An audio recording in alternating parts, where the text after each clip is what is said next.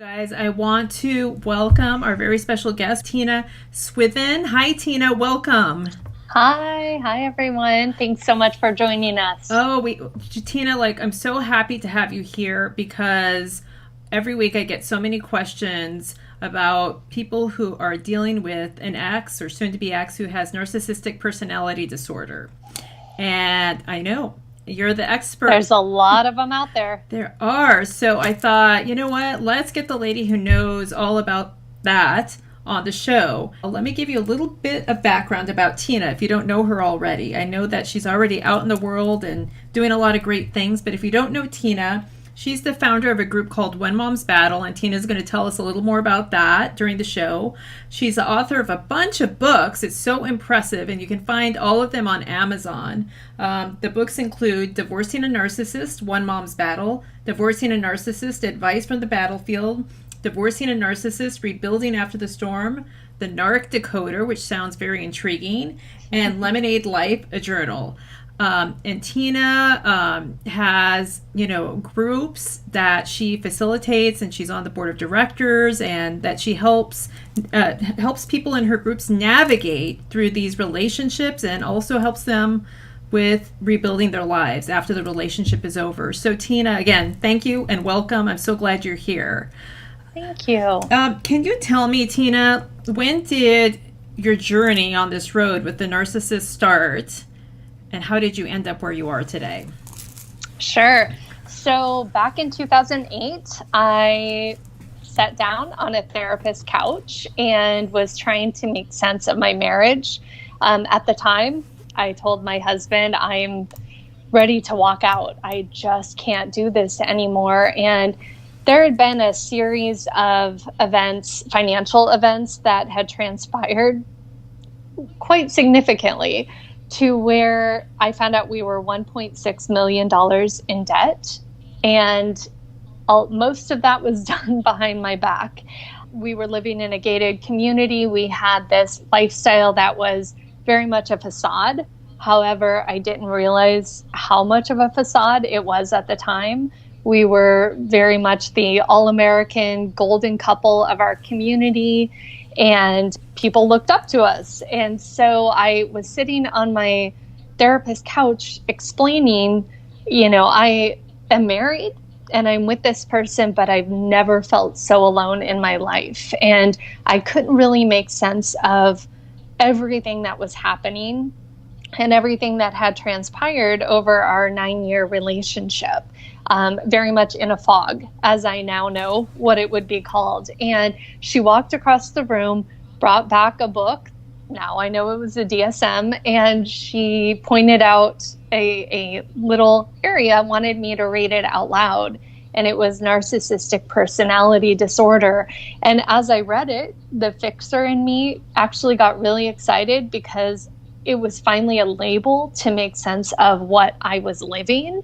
And I thought, gosh, if I have an explanation for this, we can fix it. Because that, true to my nature, I used to be a fixer. I am no longer that way.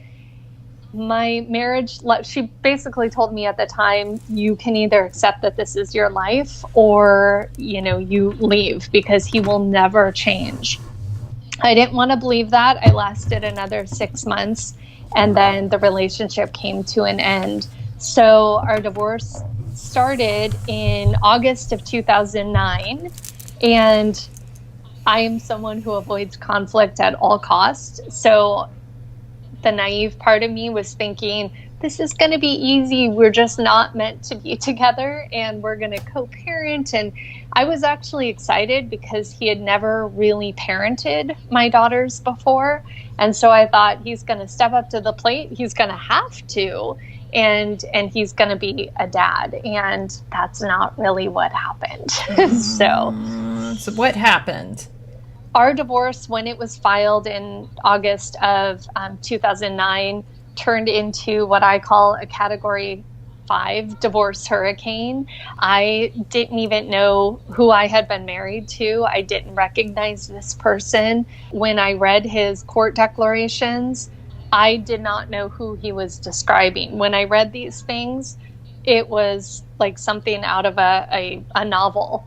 It was not me. I truly didn't recognize the person he was talking about. And it was terrifying because of the severe financial abuse that I had been subjected to, not only in the marriage, but then once I walked away from the marriage, I was not able to hire an attorney. I was forced to represent myself, and he had attorneys all along his journey.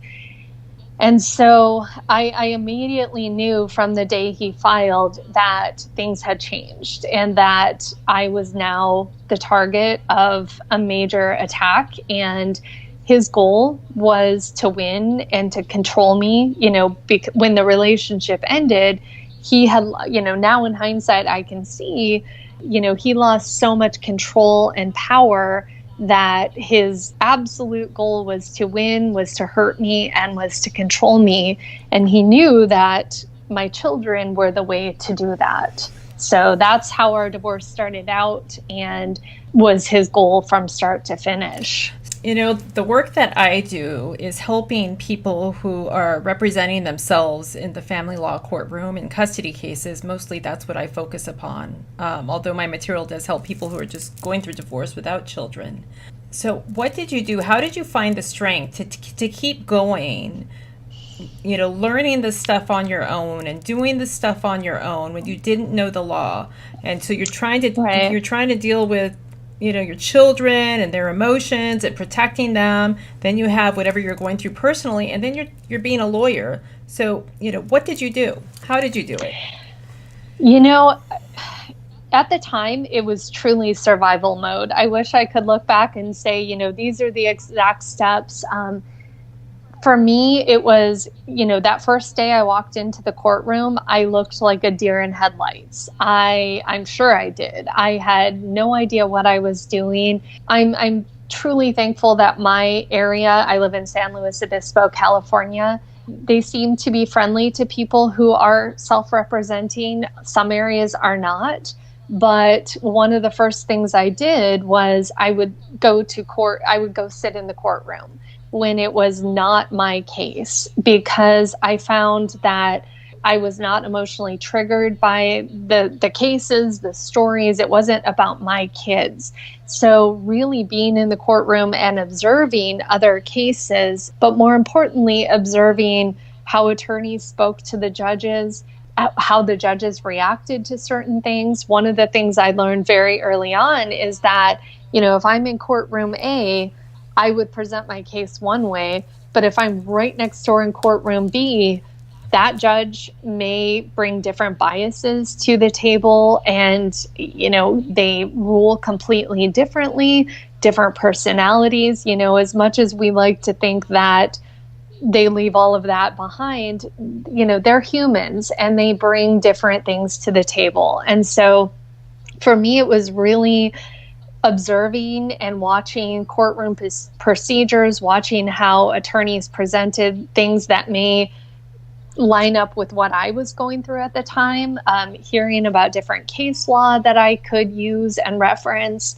It was a learning experience, and I put myself right in the mix of it and sat in and watched. And, if I was sitting in a courtroom and there was another case that maybe had some similarities to mine, I would follow that parent out of the courtroom and say, "Hey, my name's Tina. I think we have a lot in common, and I would love to take you to coffee."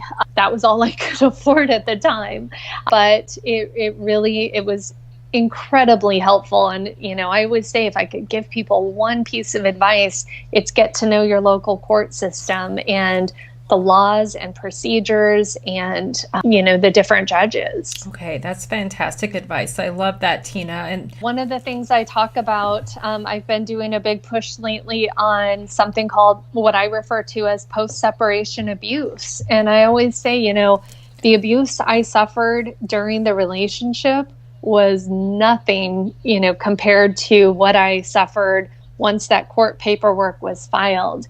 And it's, in the domestic violence world, we learn about physical abuse, we learn about verbal abuse, But the realities of the abuse that happens once the divorce is final or once you leave the relationship, there's a whole different avenue of abuse. And one of the avenues is legal abuse. And, they see this as their playground to where you are at their mercy, and they use it, depending on what type of high conflict individual or narcissist you're up against.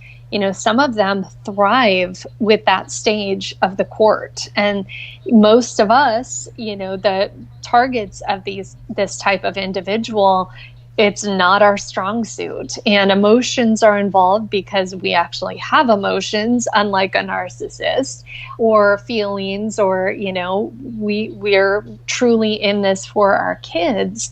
And it's a selfless role, but do they take advantage of that? Absolutely. So, and I've been browsing your Instagram feed over the last few weeks since, we decided that you were going to come on the show, and I've noticed that you have a series going on recently that you're doing about, is it the post-separation abuse? Is that what you call it? Yes.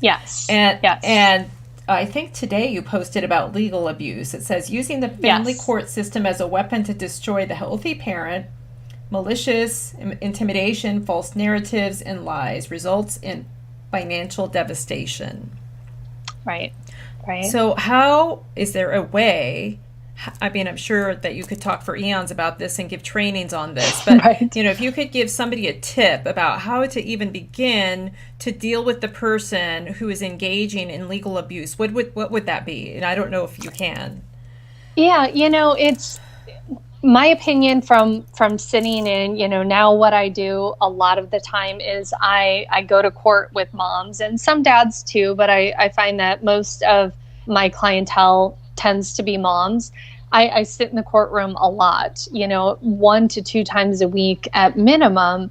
And, what I have found is that the courts really give people a grace period. Once the divorce starts, it's typically a year, maybe 2 years, where they expect there to be a lot of conflict. You're there for a reason. You don't like each other.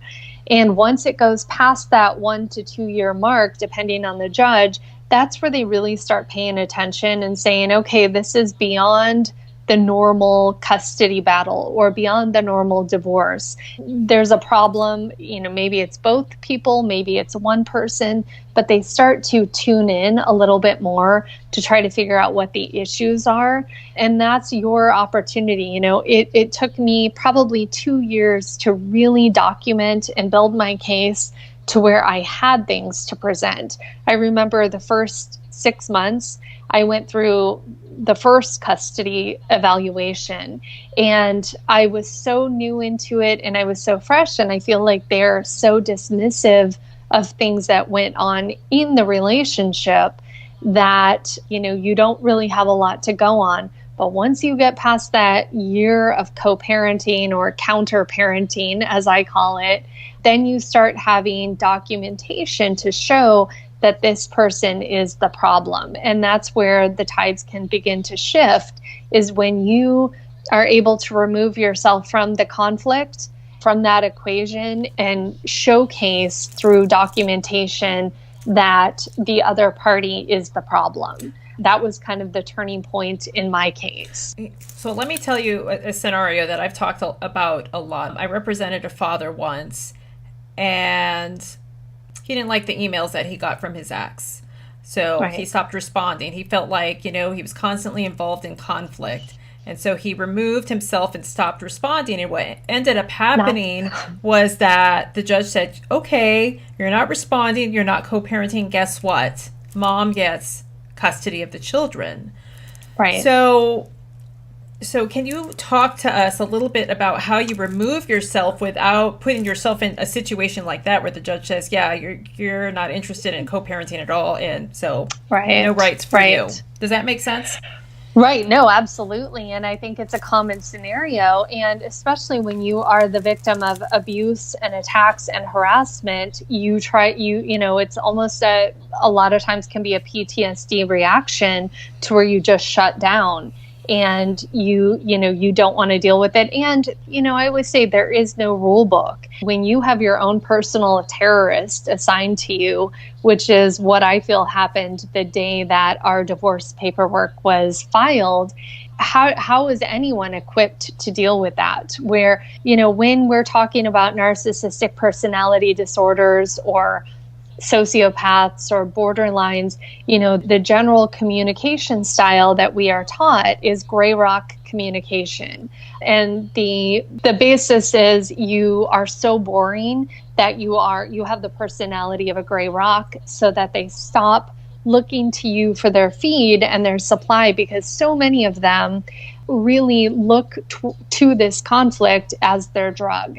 And so gray rock communication is a fantastic way to communicate with someone like this if you don't have children. But like you pointed out, if you have children with this person, it's going to backfire on you and it's going to be used against you. And I deal with so many parents who have taken the gray rock communication approach, and it's come back to haunt them, just like your client experienced. I have, on my One Mom's Battle YouTube channel, I have a video about yellow rock communication, and it's the same concept as gray rock, where you are as boring as a gray rock, but I tell people, you're not communicating with your ex. You need to take that out of your head. You're communicating with the court. You're communicating with whatever neutral third party it is, or family court professional, whether it's a custody evaluator, whether it's a parenting coordinator, or whether it's the judge. You need to be your authentic, true self and forget that other party is part of the equation. So you don't want to engage in conflict, but you still want to be courteous and businesslike and polite so that it's not used against you. I have something that I refer to as canned responses, which I'm happy to share with anyone. It's actually on my One Mom's Battle Instagram.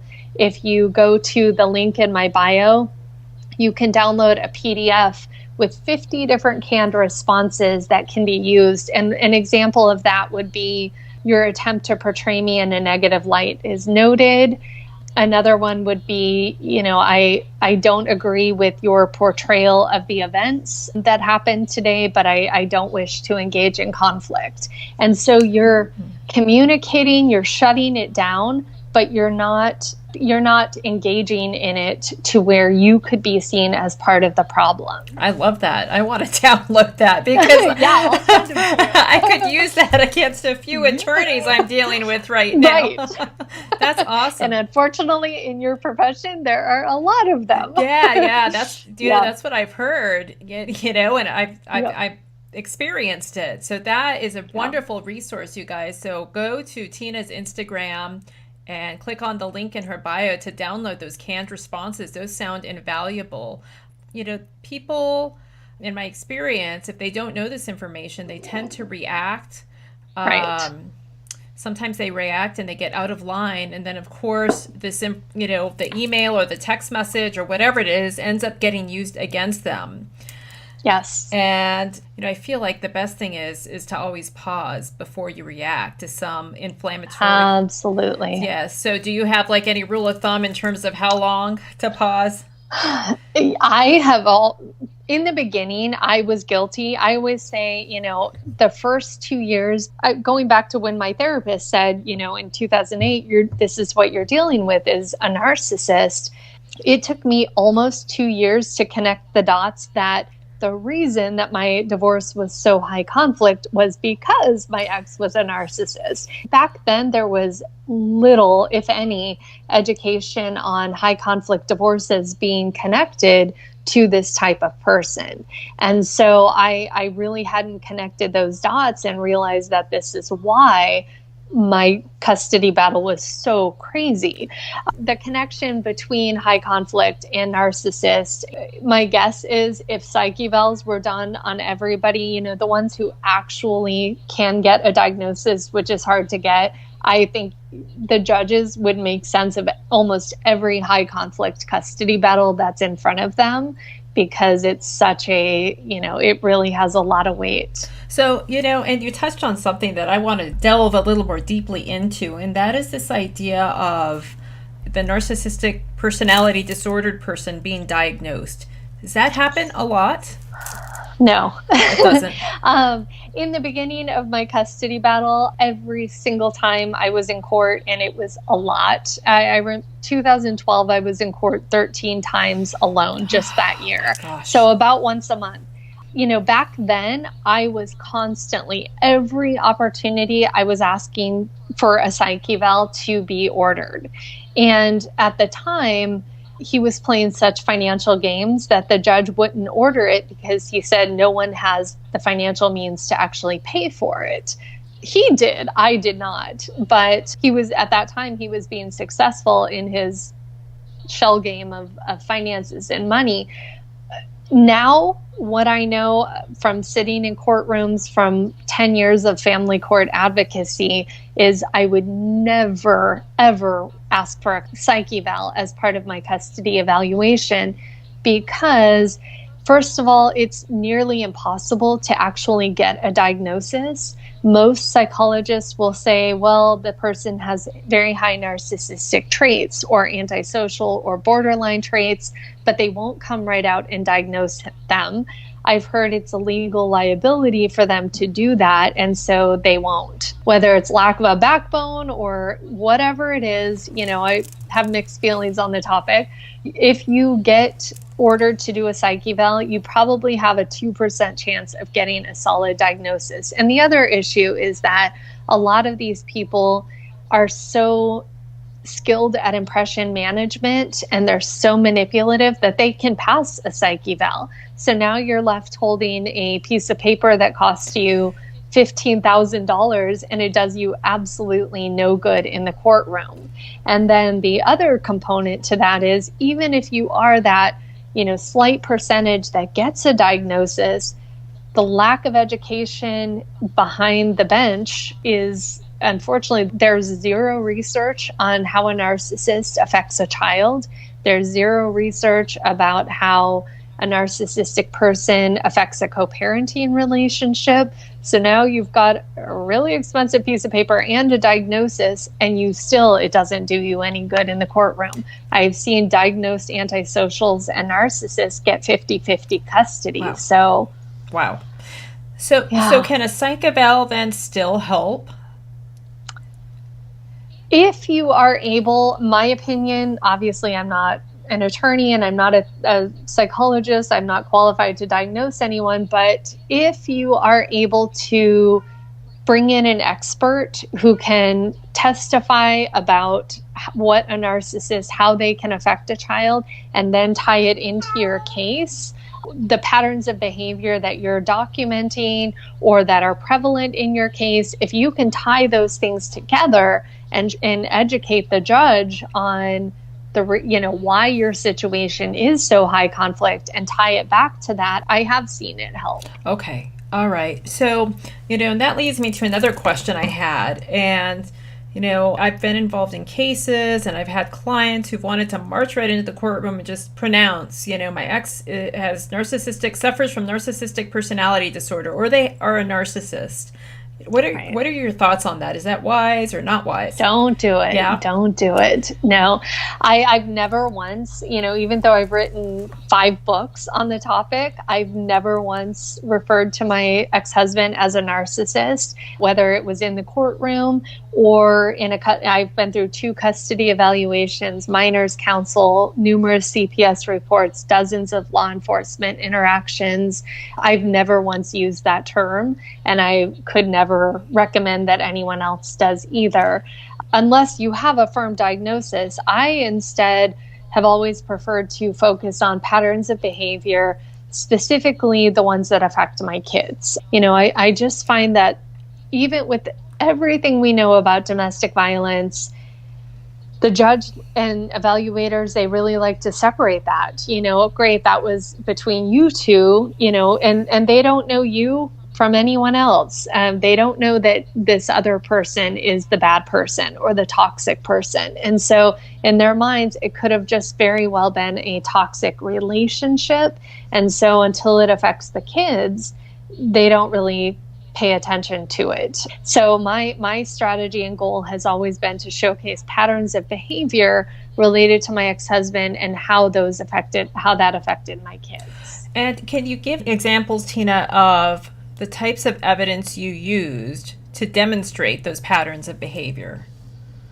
Yeah, so very early on, I fought to have my kids in therapy. When the relationship ended, my daughters were 2 and 4. So they were really little. And some play therapists won't engage with children of that age, but there are some out there who will. And, one of the biggest challenges has been finding therapists who are skilled and qualified in domestic violence and these types of people, so that over time they can see what you're up against. And so, and I will say it didn't really start off as a strategy. It really came naturally to me, but I have many clients who have used it as a strategy. And for me, it was my daughters would come home and they would say, Dad was calling you bad names. My name is Tina. My ex-husband nicknamed me T-Rex for the courtroom. He apparently thought I was a big scary dinosaur. And so my daughters would come home in tears and they would say, Dad was calling you T-Rex this weekend. And while that seems so, insignificant in the big picture of things, I would tell them, it doesn't hurt my feelings. I know my truth. My truth is that my name is Tina. I'm sorry that your dad was saying that to you, and I can see that upsets you. So I would validate that. And then I would say, and I don't really know how to respond to you. So let's wait until Tuesday night when we go to see Miss Sue, who was their therapist. And let's talk to Miss Sue about it. And let's ask her, how you can handle that in the future if it's something that upsets you. And so I would table it with my daughters. And when we would go in for their therapy, I would say to the therapist, can I have a minute of your time? This is what happened. This is how I responded to them. I'm a sponge. I will take whatever advice you tell me on in the future. How do I react to something like this? It's, 5-year-old behavior from a 40-year-old man, and there's no rule book. I'm not equipped for this. So I value your expertise and I value you in guiding my daughters on how they handle this. And what that does, what I found was that it emotionally hooked the therapist into our situation. It showed her that I was acting in the best interest of my daughters. I wasn't, trying to engage him in conflict. I was very much dumbfounded and perplexed by his behavior and how he was involving our daughters. And it gave, it gave her an opportunity to talk to them and live, with them without me in the picture, because they would go in on their own and recount these things. But it gave her, I was planting seeds of things that I was experiencing and they were experiencing, and then looking to her for help.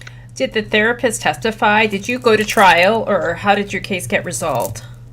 So she didn't want to testify, and that was really hard for me to hear. Now I understand why. A lot of times if a therapist is put on the stand willingly, it can be seen as a bias, that they are aligned with you, that they are trying to oust the other parent.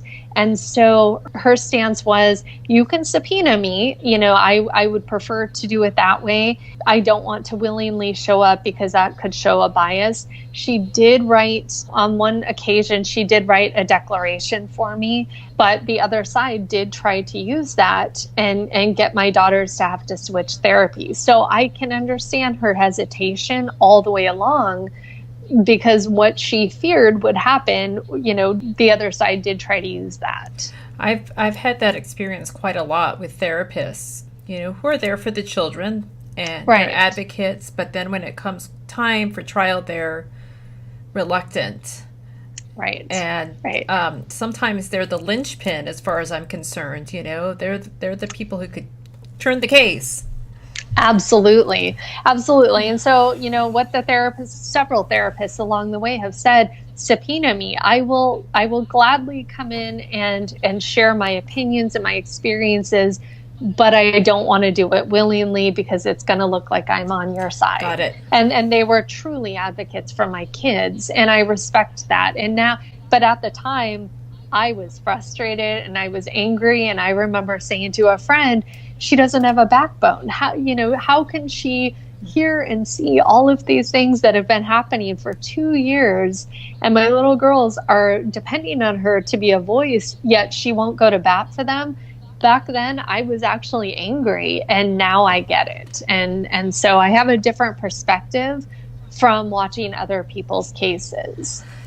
That's, it's interesting because we just had a case in my office where we had to subpoena a mental health professional who was the advocate for the child, but she wouldn't go without subpoena. And once we subpoenaed her and got her on the stand, then she said what she needed to say, and the judge really listened to it. So, I appreciate your perspective because that's, not something I'd considered before. So that's really, really good.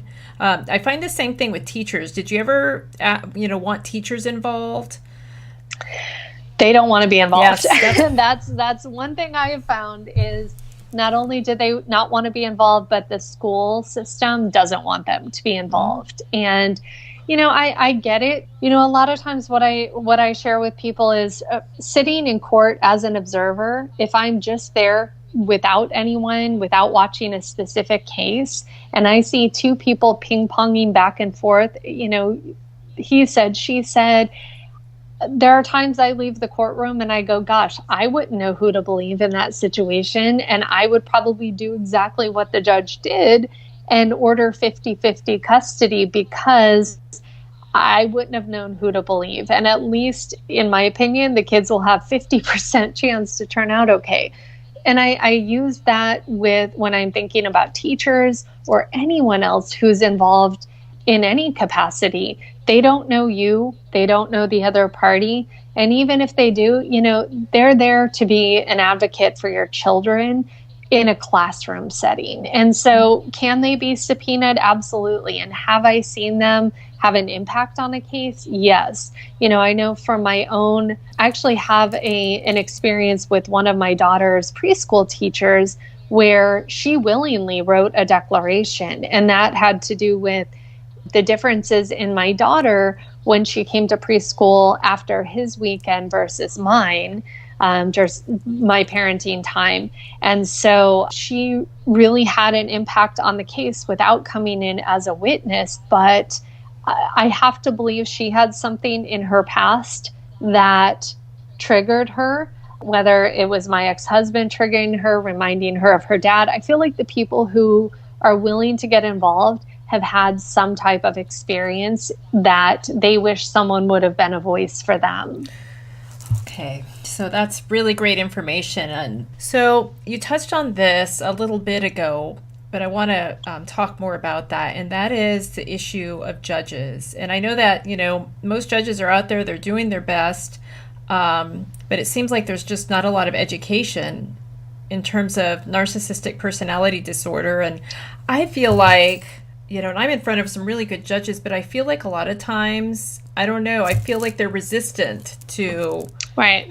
What's your experience with judges and narcissistic personality disorder, and how do you think they can be educated more about this? Right. It's hard. And like I said, when I sit in court and watch people ping pong back and forth, and I try to put myself in the judge's shoes. And I feel like with your profession, with my profession, with their profession, you hear and see the worst side of humanity. And I work very hard every day not to be calloused by it. I think the technical term is compassion fatigue, but do I think that most judges probably suffer from that? Yeah. And the hard part is when I do sit in court, I've sat in court and I've heard of a 1.5-year-old little boy who was strangled and ended up in ICU, or a 6-year-old little girl who was raped by her father. Oh my God. And so when you hear those stories and then my case comes in front of you, or a lot of these other cases that are mainly emotional abuse or psychological abuse, I feel like our brain starts to go, well, yeah, that's bad, but it's not as bad as this, and like I said, I work every day to look at each case and as a unique case, and every child is suffering, no matter whether it's emotional abuse, whether it's psychological abuse, or those extreme cases. I give a lot of compassion and weight to every case, because if a child is suffering, a child is suffering. But I feel like judges are overburdened. The reality is they have cases just filtering through. It's like cattle. I've always said it would take me longer to go adopt a puppy at my local shelter than it would for a judge to decide the fate of my child. And that's so wrong, but it's so true. And sadly, I do think that profession in general, judges, there's a high rate of narcissism in that segment. Really? Oh, wow. I think in any profession that is, high up, CEOs, attorney profession, judges, anybody in positions of power, you tend to see more narcissism. And so I feel that there are some judges that become calloused to the issues because it so closely represents who they are, maybe at a core level. And that's unfortunate. I do believe there are a lot of judges who are just merely uneducated and they haven't connected the dots, similar to what I said in the beginning was, my therapist had said, this is what you're dealing with is narcissism. But it took me 2 years into my case to connect the dots and go, oh, this is why it's so high conflict.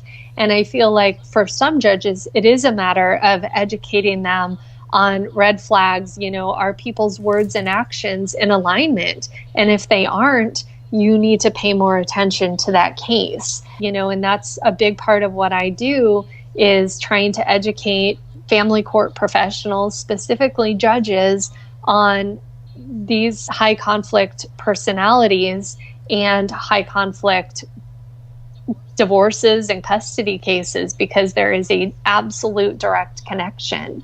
And so we do something called Educate Your Judge, where we send packets anonymously. People make a donation to my organization. I send out a packet that has absolutely no ties to their case, and it's merely to educate the judge on what to look for. I use my own story as an example, and I say, hey, Mr. Judge, your name has come across my desk, and I welcome the opportunity to share my journey through the family court system and my experience and what I've found over the years to help you recognize these cases that are in front of you. Oh, that's great. That's really great. We're going to have to talk about that when we get offline. It's quite a project, I'll tell you that. I bet it is. Yeah. I bet it is. Do you have suggestions for people who want to attempt to educate their judges in their cases? I mean, do you need to have an expert to educate? That's the hard part is, there are, first of all, like we said, it's hard to get a diagnosis, as you know. And then, if you do get a diagnosis, then it's finding an expert who can actually testify as to what that diagnosis means for your kids. And so again, I prefer to focus on patterns of behavior. Okay. With my ex-husband, it was neglecting the kids. It was, his words and his actions didn't line up.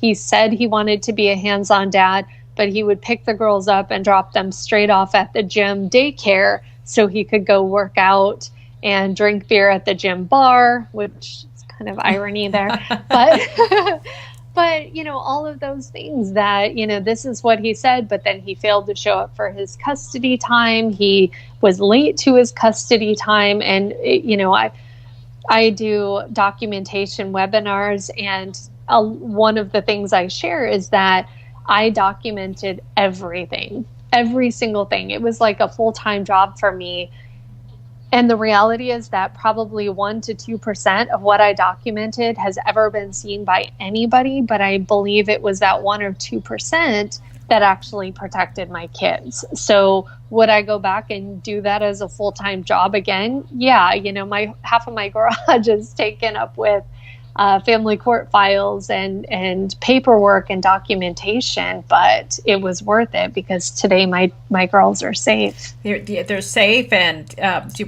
do you feel like you want to share with everybody what just happened? Yeah. So 10 years, 2 months, and 28 days worth of family court, and I successfully terminated my ex-husband's parental rights, which I have been told is a nearly impossible task in California.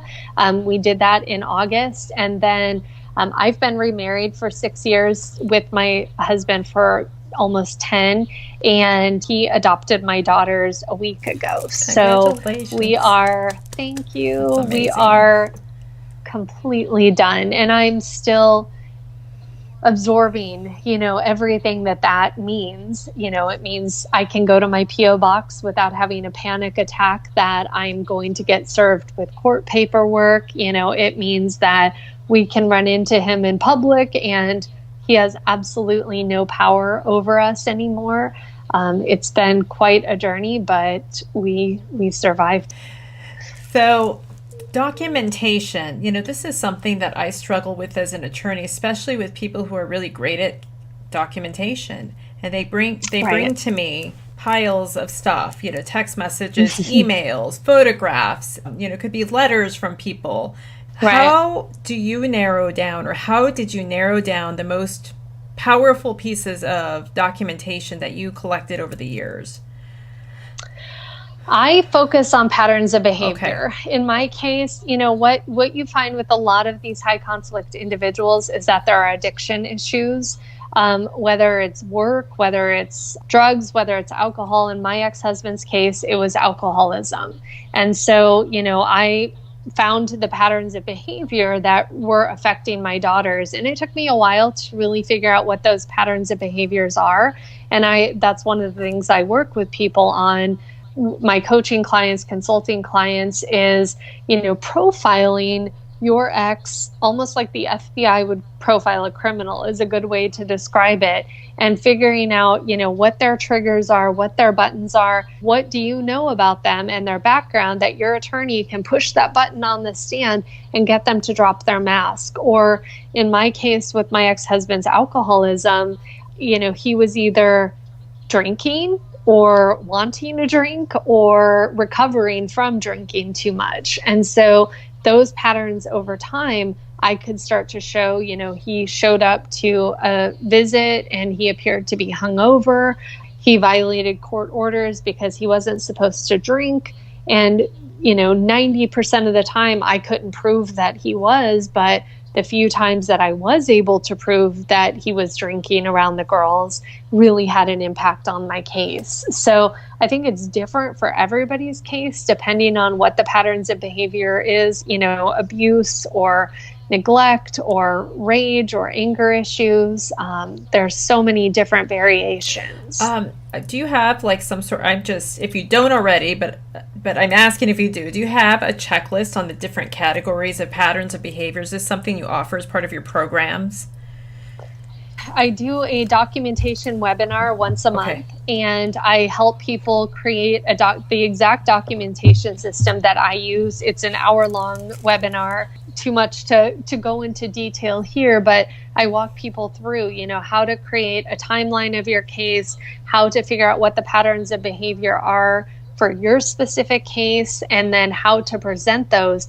Because, as the attorney, I can empathize. I understand, when somebody just almost emotionally vomits on you because they don't know how to articulate it, how do you make sense of it? You haven't walked in their footsteps or lived their life. And so getting them prepared so they can come in and present it to you, so then you can go in and be their voice and their advocate in that courtroom, is so important. And I have a diagnosis of complex PTSD, so I get it, and I can help people all day long with their own cases. But if you tell me I have to present my case in 20 minutes, it's going to spin me. And so helping other people figure out how to present their cases for their attorney, and to help them articulate what the issues is something that I love to do. And so, I mean, that sounds really valuable, that webinar. How can people sign up for that? If you go to my website, which is onemomsbattle.com. Guys, if you're wondering about how you can document better and paint those patterns of behavior effectively, I haven't taken it. I feel like I need to, but I would recommend. I'll send it to you. Okay, yeah, please. Please do. I mean, I feel like you guys, we all need to take this webinar to understand more about how to build our cases. So, and it seems like a lot of people have an understanding of what narcissistic personality disorder is and means. But I feel like maybe we've, or I have skipped over, some of the basics. And that is, what if somebody is questioning, what's going on in my life? What's going on in this relationship? What is this that I'm experiencing? Can you just, you probably could just rattle off some of the signs and symptoms of a person who is affected by narcissistic personality disorder. Right. So one of the things that my therapist told me early on is that it takes a full year and a half to really see, of being with someone day in and day out, to see those red flags and the issues that would tend to point towards a personality disorder. But the general ones are lack of empathy. And it's hard because, I know with my ex-husband, he was so skilled at impression management. I posted something yesterday that said, somebody being ordered to anger management classes, it's actually a joke. Most of them can teach anger management classes. They know how to control their anger. They know how to, keep that mask on until they're behind closed doors, whether it's anger, whatever it is. They are very skilled at navigating that and impressing people. So really, lack of empathy. I remember one example, we had been together for about a year and a half, and my mom died. And obviously it shook me tremendously, even though she and I didn't have a close relationship, and I had been raised by my dad. And my ex-husband didn't, he knew my mom had just died. He took extra long coming home. He stopped for pizza on the way home. And then when I was fetal position on the couch crying, he said, "I don't understand why you're so upset. You weren't even that close to her." Wow. And it was my mom. Yeah. But that was one of my first major red flags, is emotions made him so uncomfortable.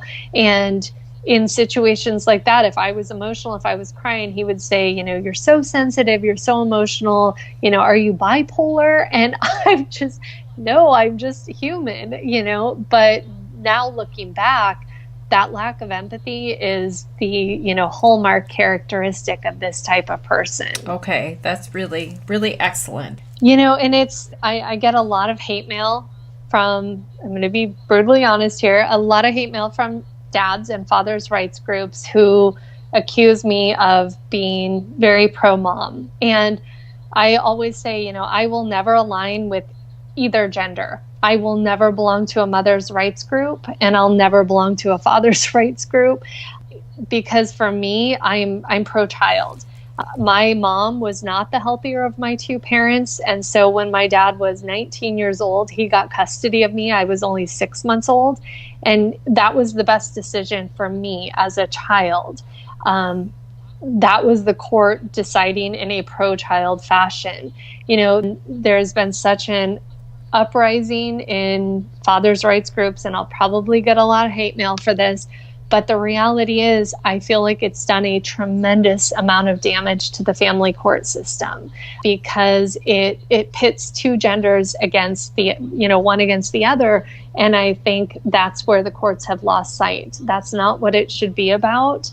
I don't care what your gender is. My care is for children, because I was one of those children who grew up in the family court system. And I'm incredibly thankful that I was placed with my dad, because I think my life would have turned out very differently had I been raised by my mom, who had mental health issues and addiction issues.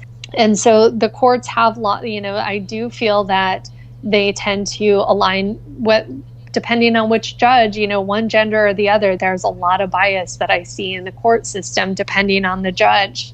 And I think getting back to what is truly in the best interest of the kids. And I'm not an advocate for 50-50 parenting, at young ages, even with two healthy parents, because I know what it's like to travel for work and live out of a suitcase. And I think that's a horrible life for a child to lead. And okay, that's in alignment with what I talk about a lot. People ask me about mother's rights versus father's rights, and I say that we should be focusing on the children's rights, and what is absolutely it's the best interest of the children all the way, for me, all the time. Right. And just because, I guess I don't know, I don't know if you want to call it your organization or One Mom's Battle, right. Men are not the only ones who suffer from narcissistic personality disorder. Is that right? Absolutely not. Yeah. We see NPD, narcissistic personality disorder. It's mainly men who have it, but in that same category of disorders, borderline, we see a lot of women who have that, and that can be equally damaging to children. I titled my blog One Mom's Battle when I first started out, because at the time I truly felt like I was the only person going through this in the world. I really did. And I started my blog for my friends and family to follow along with. I had no idea that my blog would be thrust into the spotlight and receive the attention that it's received. I'd probably give it a different name if I could go back and do it all over again. But no, it affects both genders. And again, my mission is pro-child. Okay, that's awesome. So do you have different chapters of One Mom's Battle in different states? So we used to do that. It did become somewhat of a liability because it's really difficult for us to screen people. Okay. We do have little, groups that have formed in different areas, kind of organically. Moms going to support each other for court, or, again, it tends to be more women in my group, but we do have a lot of fantastic men as well. But yeah, there are some organic groups that have formed. I know you have one there in Arizona, which is where I originally met you many years ago. But no, we've kind of tapered down on those a little bit. Okay. So, I'm intrigued by the lemonade, making lemonade out of lemons that life hands you. But just tell us how people can learn more from you, Tina. Yeah, my website is onemomsbattle.com. We have a very active Facebook page. I think there's almost 50,000 people on our Facebook page now, which is One Mom's Battle. You can find us on Instagram under One Mom's Battle. I have a YouTube channel. I do retreats once a year or twice a year. And then all of my books are available on Amazon. And if there's one book if somebody has not read any of your books, if there's one book that you would recommend they start with, what would that be? The Narc Decoder, because it helps so much with communication. It's so easy to be triggered by these attacking, harassing emails that you get. And so if you can break it down, and, it's humor. It's finding humor in the darkness, which I use a lot of examples from my ex-husband's actual emails, and then I decode them into what they actually mean, and then I tell how I would respond or how I did respond, and then I share lots of examples of emails that other people within my group have received, and then we decode them to kind of find humor and try to make sense of the madness. That sounds awesome. So that's something else I have to put on my reading list, my wish list. That's awesome. So thank you so much, Tina. It's been wonderful having you, and I hope it's not the last time. And you guys, for all of you out there listening, yes, go to onemomsbattle.com. Look at all the resources that Tina has to offer. She's valuable. I hope this, really gave you some good information. I will be back next week, and until then, remember to keep on trucking, you guys, and get out there and command the courtroom. We'll see you next week. Bye.